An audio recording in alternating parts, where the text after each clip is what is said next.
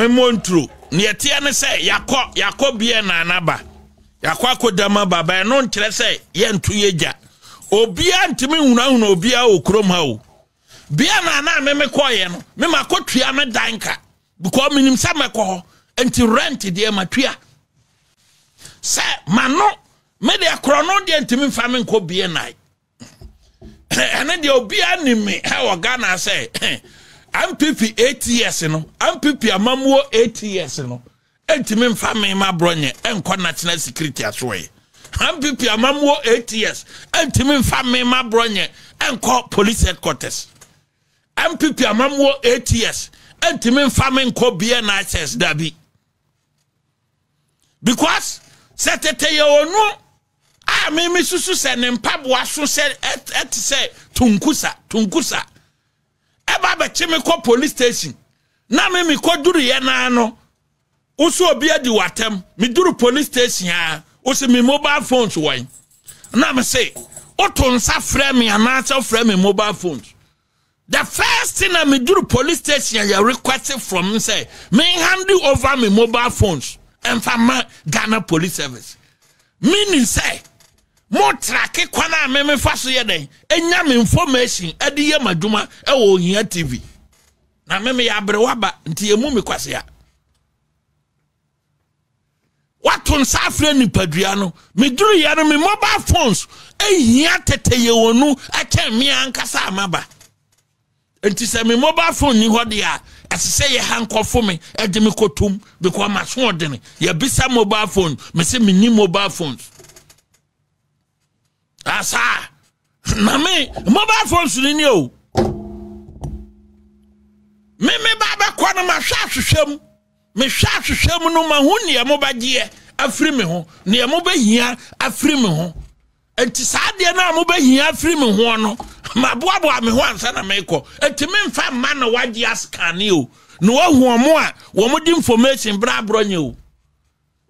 nanka wona asie se obi adidi watem se wo mpaboa se tunkusa wona asie o se obi adidi watem nipa ne mobile phone eni watem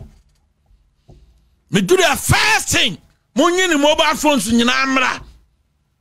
ne enkohwe ade kura ewom because omu susu se obi wa aban mu a oma abronye information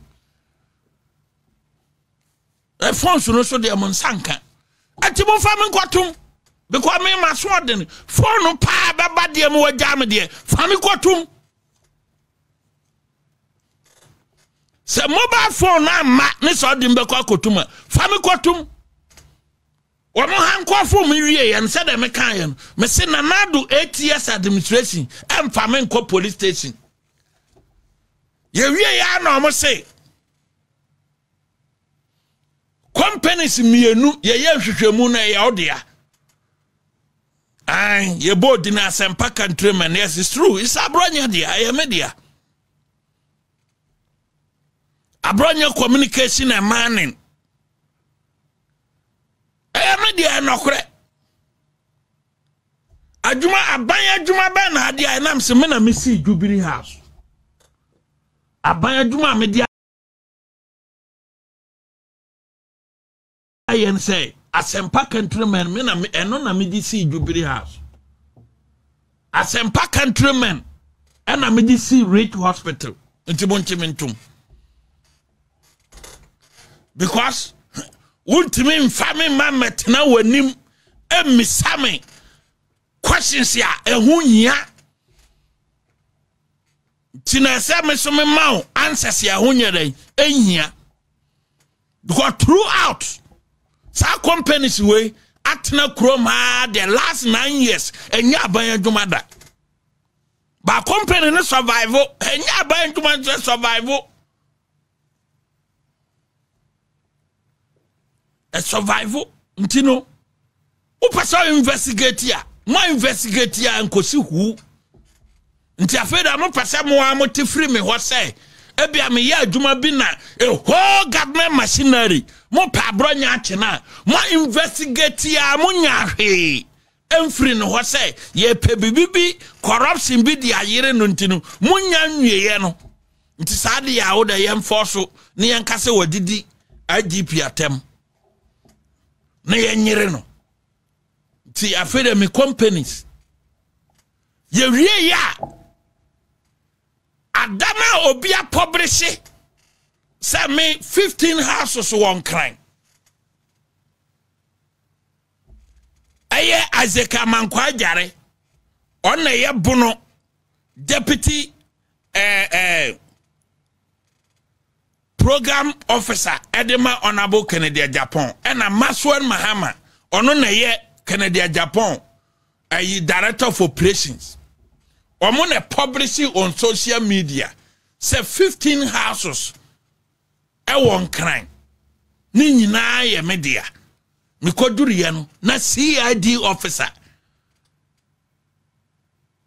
set se wonu ebisa me say sa dan na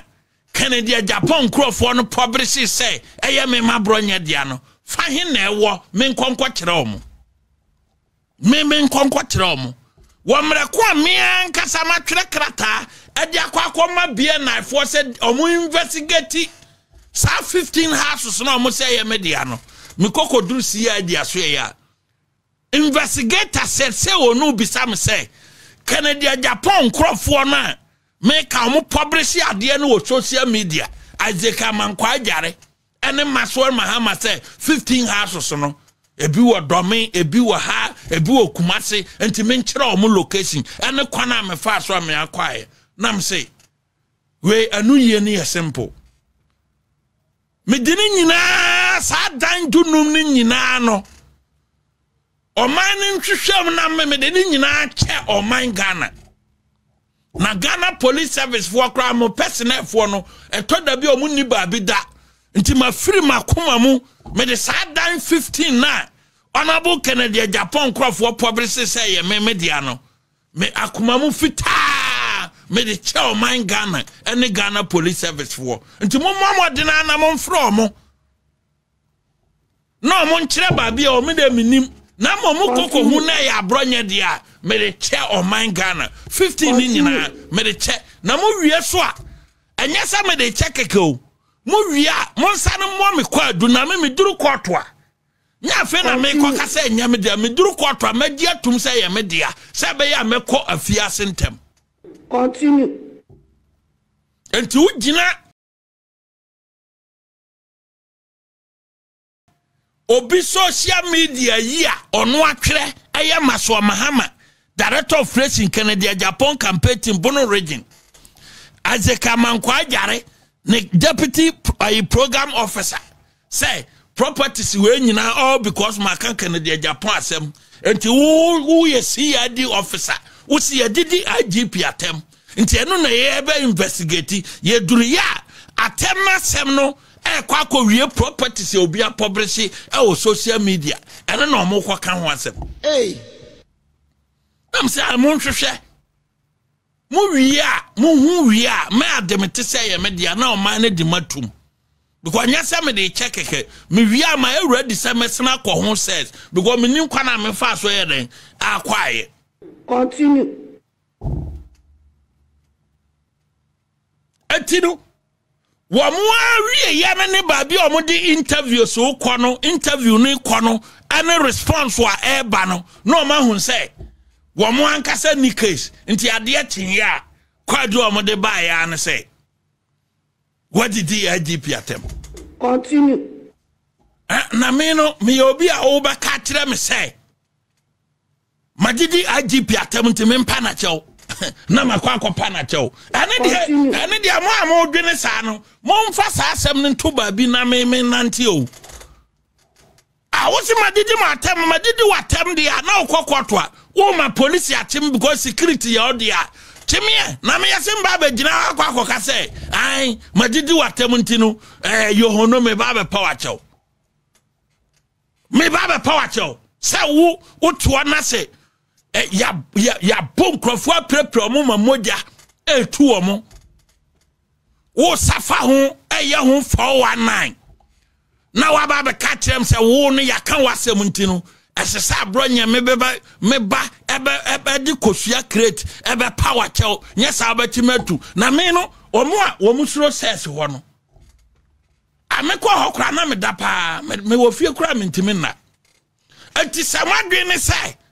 mo chi abro nyama na mia na no dia ane agro bi na mudi o ana mo a mo nso mo se ai obi na abo ne dia ogoka obi ho asem ana nipa na ama na koses no me koye no udi abo ne nti se nipa na mo kase me koka ne ho asem ti na makose me koye no mudi abo nti ne mo kase ne ti makotua daneka sebe ya neta me kwa menya baabi ayedan ada eno no kire se wonsem na obegina ho puppet ne so ne wayi ne so aka no me ememe me se me koye no makwa kotua danka sebe ya neta na me kwa menya baabi ada neta na me kwa menya baabi ada etimam mfa ahunahuna bia me kroso mani so ne asese me katre mo me katre mo me Bible no me kan ya baabi a me ti ase pa no eye baabi atem no wo no Proverbs honom no eya me pe ho kan papa nti me kwa sorry ne se sofo an kan Proverbs honom na that day correction no ye da mete so continue wo ye da mete so because ho na nsem na nkasa ye dey e ho na bie nipa madwinum anti mamo nyama dwin se abane baba yese omo amode achichi ebe hunahuna omo no maka omo no atum because omo suro bie na ase no me de me kwa meko because me die me ditum se me nkofa obi ade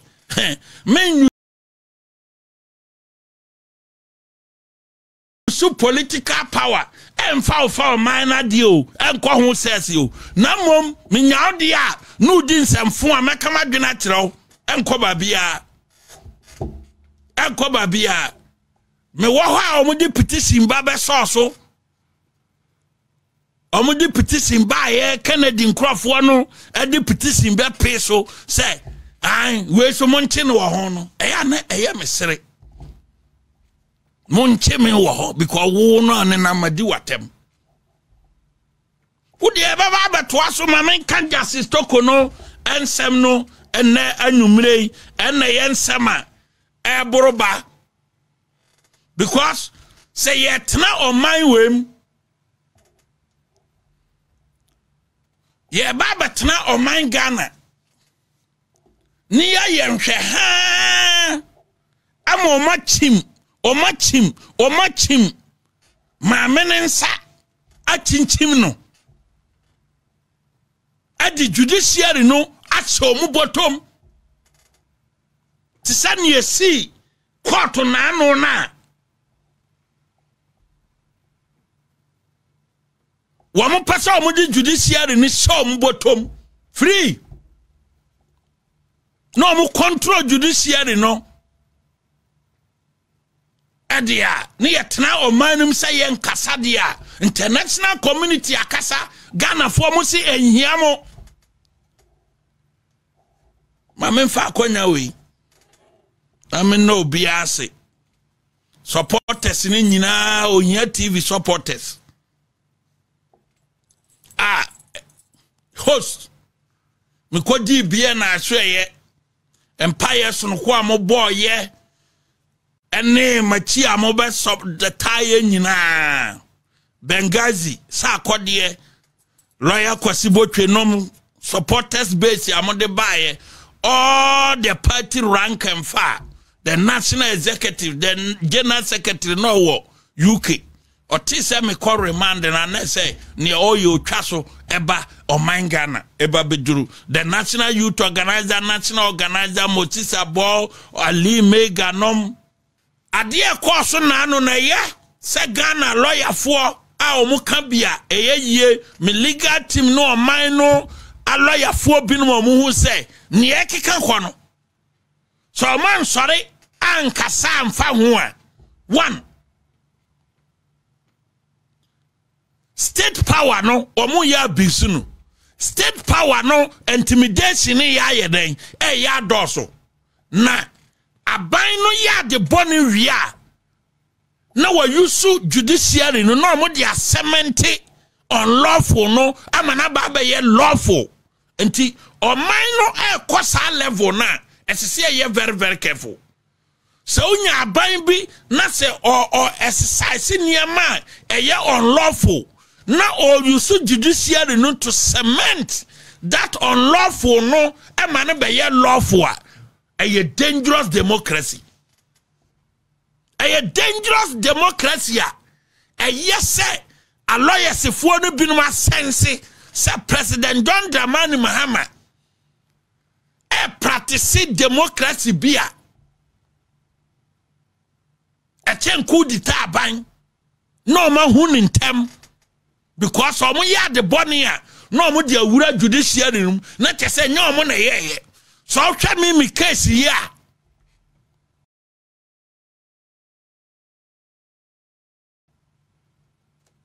esi ya na say IGP se magidi na tem nanka President Akufo-Addo chia e wa tem ho a ko ba chia chi do Mahama ka ho se President Akufo-Addo chi e wa tem ho a ko ba chia chi do Mahama ka ho na IGP a onim na djuma se me magidi na tem na video a ekita omo e kire se me magidi o matem no video mako miensa eno makeka si ani o wo mo besin ne Ghana Police Service entimi nya one video a e kire o makeka mako miensa entade ahodo be nan eno wo video num eno mo keka si ani anti sa video we anti ya plan ne ma bone no no mo de ko judiciary na judiciary no uti anye yie no kosia animal farm judge na because first day me call ya de me call koduru court na no me lawyer se ne kasa nyina no na ruling na ye ready judge ne ba no pa no no wa tire me ruling say over remand me on the 9th no anamaba on the on the 12th na ruling nikita no so me lawyer ne kasa wie ya obo na yini so a paper kitano or twin paper no free ni diary mu na already obi a lawyer aye argument no e se o si uti ase twere ruling no e wo lawyer na nim no oyi ruling no e free ni diary mu a da na nim sei e na okan before ansa na obeyi kura no ne madika na hu. That was the first day. Eti ya kwana na meka kire lawyer ne say me lawyer Daniel Mate ne say judge ne no watwere ne wurule ne difrifie e de aba enti himfafo ne hu na ebra lawyer ne kasa wie ye no judge ne yi rule no efri ne diary mu na already himfafo ene ko hu no on Monday na nwumre na ne ruling aye ready himfafo ne ko hu no ye clear ruling on the 8th na najo na mom charge sheet no ye file no on the 9th no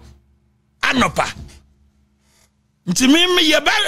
arrange me e wo court no na judge no on the 8th na najo no wa ye ruling e de ase ne darim say akwa ne ba ma remand no na me de ne call on the 12th no oba on the 12th a na masana remand no because or come up or can abai na sem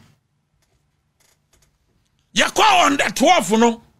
me duru ya me jina daka mu no me ya don ke me fa ho because the same thing na e course on the 9th no on the 12th no so the same thing happen ebra afanyoma kenum nyina afanyoma ken sorry ya na or request for bail no na judge no koko aye ready sin nchen ruling aye ready da ho enti say lawyers na mo wodanum ho nyina ehuye ebra mo kasa wie ya no for the second time na judge na se na yi another ruling adi free ni dari mu biem wayi ni say F4 sheet no wasana yi o obi a wo lawyers ya ba wonim no waka kire mo sa wa mo kwan omo make o application no wuri aye ready e shall diary mu enti afanya nom nyina kasa wie ye no na judge no for the second time no wasena yi ruling no eno eno kokotu Robert Mugabe migira nam se akwa se onsan nimade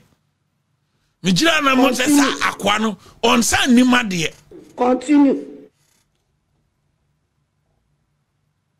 na wo obia nya dade na se ofa ne ruling na se wo kenkana ana abahu grammatical errors continue grammatical errors obia why first degree aye second degree LLB in law ukohwe ne ruling na grammatical errors a wo ruling no you can't think far na it's good say lawyers ni nyina bisa say e kwan ben so kra na ofa so a o pass LLB no e kwan ben so kra na ofa so a okọ mokwala etimi pie Ebeye circuit court. These are some of the questions and many lawyers ebisa including Martin Amidu.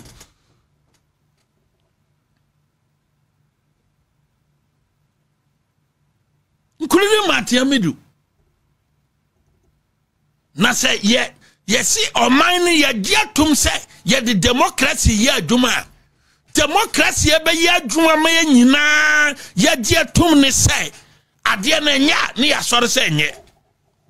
so be you should state power ade intimidate na manfo a na moto omo fi so eye MPP fo na ye intimidate omo until we don't care ekina anye MPP case yo na mom ebeya ufi a wato ebeya prot a wato ebeya contract bi a wo no obi wo na akwa kopie wo court nefa aban bi nipa ho ne wakwa piemu e wo judge bi say anim na ho na wo ba bekekam say manya fair trial manya say no wo bisa ho say na no ade ne start ye no mimi contribution nsem ben na meka e de condemn ye say wo to na say office say eye MPP na omo titi omo nti emfa ho say Ghana nia etina bi a different issue ado be kwa kopie wo court etina a different issue ado be to abanyama niem na okwa wona aban na ekwa kodi na sa victimization na officer ye victimize MPP for enti won ka ho asem emfa ho won ka ho asem no etina be ye 10 eno na ekwa ya yembulu a o man Ghana amanfo te amanone international organizations etimi kachire ye say o man Ghana ekwana amode Justice Tokono faso no enye papa Ghana ya te say ya ye ho say ye hu hwe now ya file petition say Chief Justice yen remove no ya remove Chief Justice no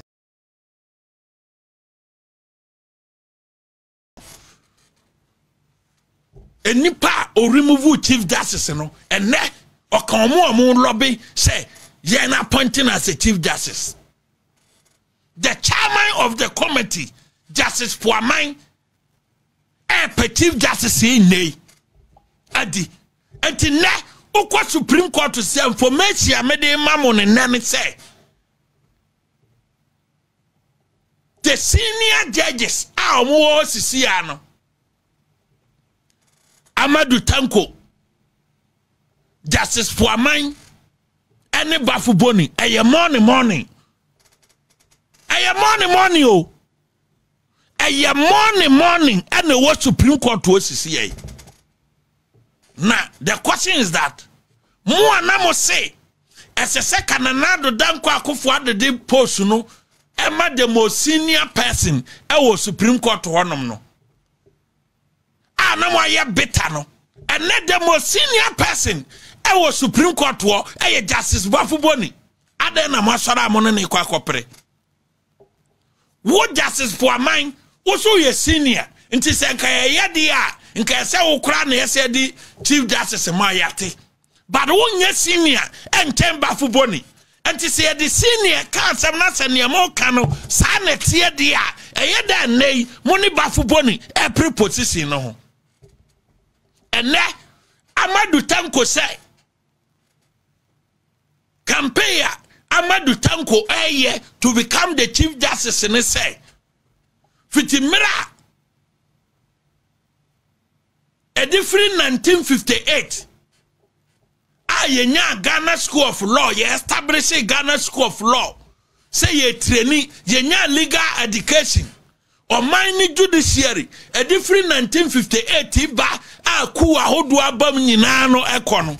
yenya kramoni amane medi chief justice da enti Amadou Tanko compare all yen say for the first time no yema kramoni emedi chief justice Amadou Tanko compare all yen no o say yema kramoni emeye chief justice. The question me be san say eye your campaign message obi amfa ho namom enipa otenase senka ye hwe Amadou Tanko wo pass records e wo Ghana ha ene niam bia waye as a judge Kananado Danko Akufo-Addo onfa unko Supreme Court. That is a fact and you know. Because one misconduct to the extent say one say obi say Supreme Court as say can no kra ne kire Amadou Tanko sa manfo nima me mama hu Amadou Tanko say Amadou Tanko ana wayomi case no koduru nanima one wayomi atenase awiakete no mu bua asem no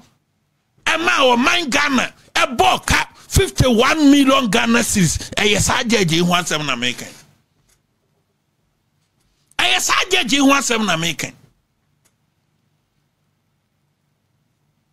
o man Ghana enti se de financial loss can asem dia you are not supposed to be there because who the case ni beto wanim one year due diligent am o man Ghana actually 51 million Ghana cedis. Would ye Yamakofia enye ye meboa? Would ye your friend saying misstated behavior ne binono? Anya misstated behavior ne binono. Say case ya bawa nim. Now one year due diligent. Now on mine Ghana actually 51 million Ghana cedis. Would ye remove as a justice of the Supreme Court and as a superior court because we are dadaba. All these things nina koso, but MPP as a political party overlook these matters and send you to the Supreme Court because of your religion. Because ye nya kramoni emanin koduru Supreme Court order until we send you there because of your religion. Na mumu koduru wa wiye no afen na mu be hu say MPP for ye nkwasiafo ntie kokko ye adwuma na party ni ba power na mumu the region ababe lobby na mu the sa region no awakia tia the New Patriotic Party because ye Jimmy ye nam no after 31st no ye be ye nkwasi adwuma sa akopim say 2028 no ebia nkunimdie be eden ebeba na mumu tibabi because me nim school wo akwa chen me. Oh yes, me nim school wakwa chen me. Na me nim nyansa wo chen me. But what the religion and nam home ye do ko Supreme Court because you campaign message ni say Supreme Court to kramoni ko hoda MPP tie ye tie wasem e do ko. But the same person now officer religion ye papa ye nyina gitum say faith dia ye faith ukoye na esom na enu nti wudi ye campaign e de call Supreme Court wo mumisa ne say o de som no e na ye adwuma na odi nokre e ma som na na o timu up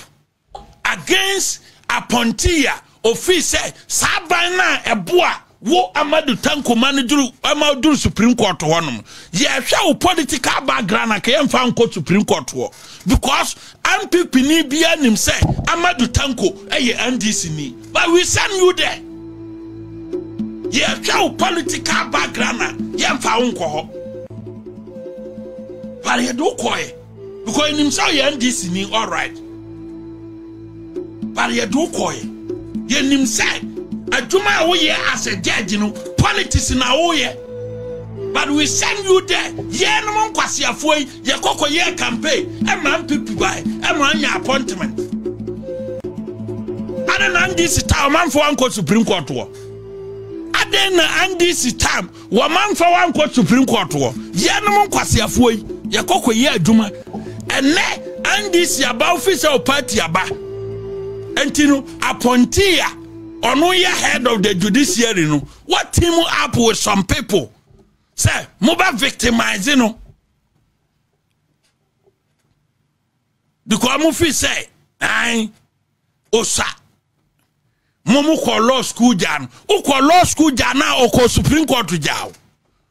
enti honom no seniority en ye di adwuma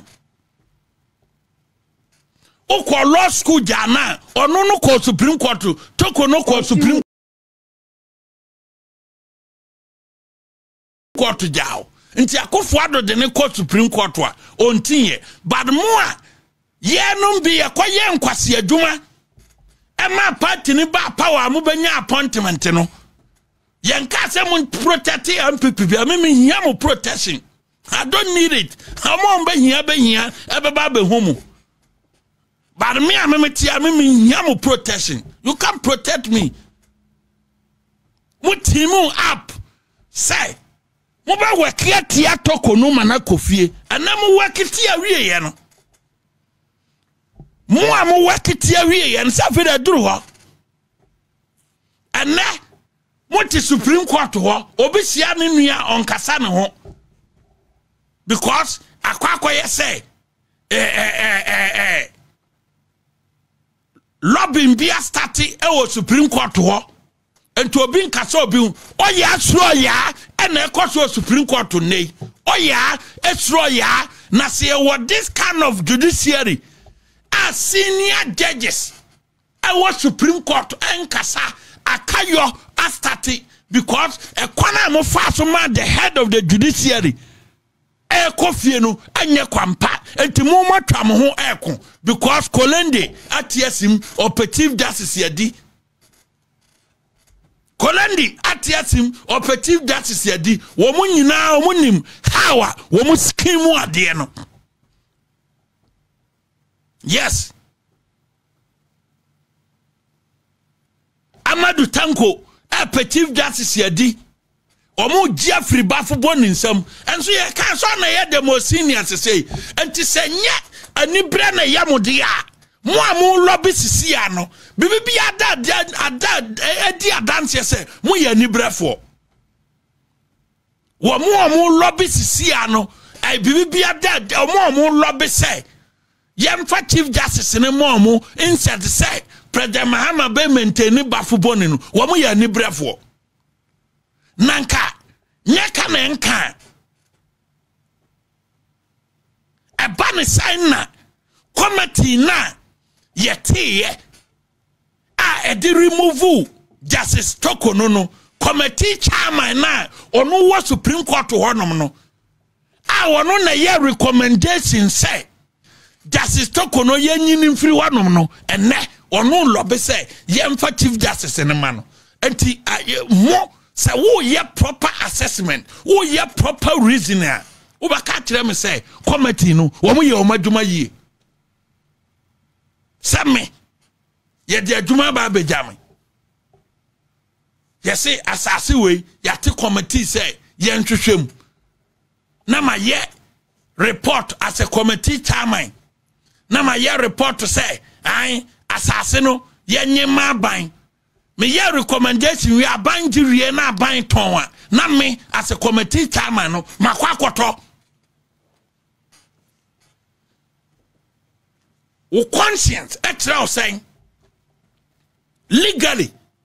a treasure committee na ankasa no one exercise fairness justice to a man say justice to a man to me sorry say or chief justice ya dia any recommendation na or the command President Mahama no raise some questionable issues will be wom the committee work no committee na nya fair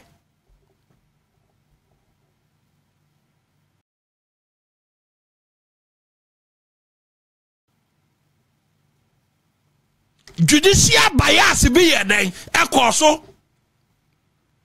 committee chairman ya wo recommend say yenyi chief justice ya di ya da sori ya committee chairman ne nam tokurom say yenyi chief justice ne mano ne ya ngo bafo ni nkofie and mu say recommendation no committee na ye na duma yie Ghana lawyers the moment here Justice Puaman Gabriel Puaman Krano abeka hu wo mo chief justice no wo ye lawyer nia na so nimra wo legal background bia na se ento simidia ese so hu se ekwana mo fa so remove ye Justice Puaman recommendation no oyeye because of the parochial interest and yet the interest of the nation. Yes. Anti Ghana fo nyina ani a lawyer fo a mo wo kroma nyina no mo men ka no kora man ho say ade Justice Puaman astatia all year all lobby say all chief justice no anti mo free say oye adwuma papa na de command President Mahama mo free say oye adwuma papa na de command President Mahama aso man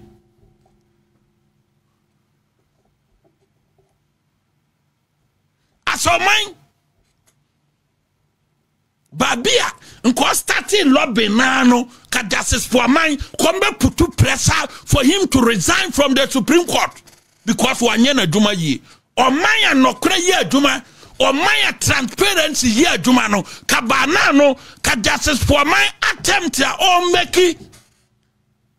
say ye na appointing no as a chief justice no o man bia ye serious ka demonstrating ka ya put pressure on him na ko no ankasa I resign from the Supreme Court because wanye na dwuma ye as a committee chair recommendation no ye no o ye say e chena position ni ba beto ha no akwa lobby into onya fit to be there. Yes. O man bay e wiase ba bia no asade no besi say yate committee kwada no na hwehwe asemu asene ba beto ho wie ya wa wo da no wo pese benefit only Ghana wenu nyina say wo mo kita legal brains I treat judgment e wo krom ha no mo say mo bia anka ho asem ugo kan yesi tetia break ni dia pai ekwana omode Justice Toko no faso no asie ka no kura kire nipa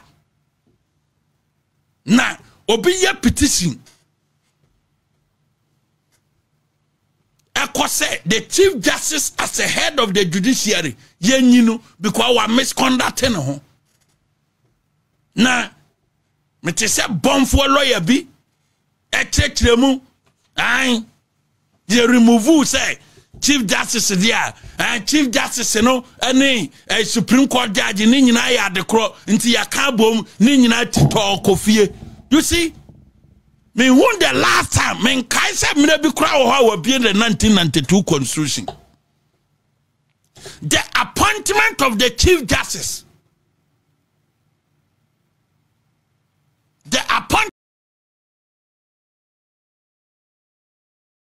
of the chief justice under the 1992 constitution a two requirements and necessary meeting What you say? The president appoint the chief justice in consultation with the Council of State and approval of Parliament. A two requirement. Sana o confusion. Obi wo any other requirement the president appoint the chief justice in consultation with the Council of State. Chief justice the no. Two requirement way as a say president here then. I say every chief justice be a appointed or meeting. And so lawyer be to me general radio be. I can say the appointment of the chief justice and that of the other justices of the Supreme Court no the same. You see? Mutitimwa na mudumani fabukunum na mu pie baseya ni aka e concept. Ni aka ye ningwase. Ufa other justices of the Supreme Court wa. On advice of the chief judicial council. Would I make a can provision in their tomb? Offer other justices of the Supreme Court appointment in a year on the advice of the judicial council in consultation with the Council of State and approval of Parliament. Three requirements. Other justices of the Supreme Court, three requirements ought to be met. That of the Chief Justice, two requirements ought to be met. Until the same in any manner. The same now lawyer no eko gina ha assembly because assembly ye popular into a person can be more who say or lost certificate into three requirement no any manner. Moko ji certificate ni ba be good dan na se mfuturo egusua. Mfuturo egusua. Mo se Zumi Lion ka bi atwama. Utimi di tum obi ansi ukwan. Na mom sa asembe ba o pesa tire se ya frɛ lawyer wo so tire wadwene adwene bonto. Adwene a mo kire ni nyina no eye adwene bonto ye ka tire mo pray adwene enuru ba bia. Enko hu wo constitution na mo pese mo dana ni no mo dana ni kura na enyere emfa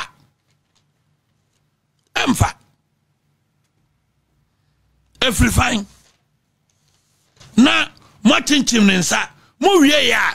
mo say e de se ma mene ba be pa mo chaw